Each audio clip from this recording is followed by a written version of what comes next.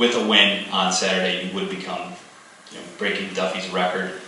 Have you had time to reflect on that this week, especially when you tied it last week? Yeah, I have. What I reflected on was Duffy Daugherty, really. And, when I look, and I'm glad you asked that question, because when I look back and I look at, it's a different time. Football back then is different than it is now. It's a different game. Media is completely different.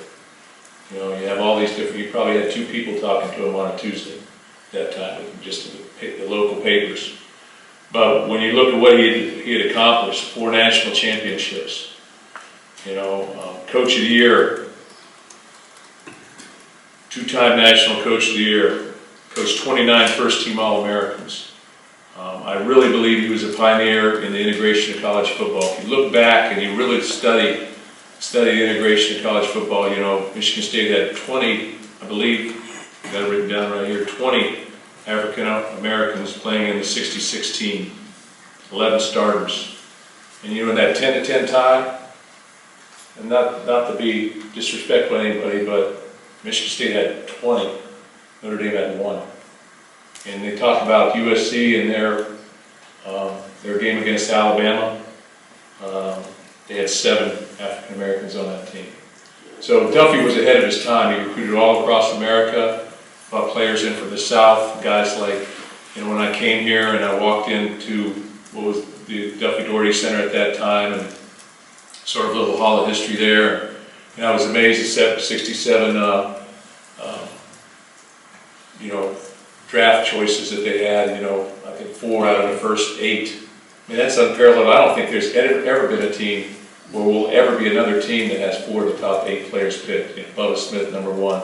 And Clinton Jones went number maybe 2. I think that George Webster went 4, I think. And then there was Gene Washington at number 8.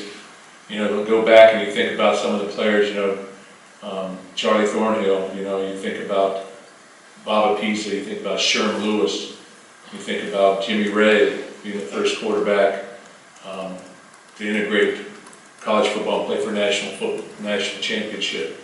You look at Brad Van Pelt playing here, but he had so many players, so many great players playing here, that really he was ahead of his time. And the guys on Time magazine, I'm not sure if I'm as funny as he is, let's say that. But I think that he really was a bigger than life type person. So when I reflect on this, on this next win at some point, plan on it this weekend, but at some point, it's sort of a milestone, but it really allows me to reflect back on history of college football, and really what Duffy Daugherty did for the game of college football, and what he did for the country in that respect in a lot of ways. And that's what I remember, and the players that I've met from his teams, love the guy. And so when I look at things like that, it's a humbling experience, but we're here now. I honestly read Isaiah 41:20 and I just sort of feel blessed. So that's where I am.